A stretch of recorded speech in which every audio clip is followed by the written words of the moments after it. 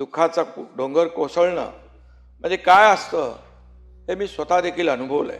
माझी 2 मुलं अपघातात मी गमावली, त्यावेळी मी दुःख पाहिलंय. त्यामुळे सुनेत्राताई, पार्थ, जय आणि एकूणच पवार कुटुंबियांच्या दुःखाची आपण सगळेच कल्पना करू शकतो.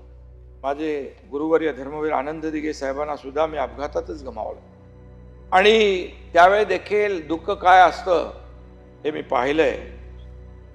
साहेबांवर प्रेम करणाऱ्या लाखो लोकांची काय अवस्था झाली हेही पाहिलंय, का तेही अचानक निघून गेले. त्यामुळे दादांवर अतोनात प्रेम करणाऱ्या लोकांची वेदना आपण जाणतो.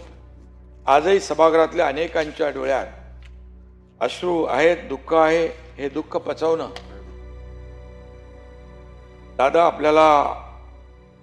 आपल्यात नाहीत हे मान्य करणं अवघड नाही तर अशक्य आहे.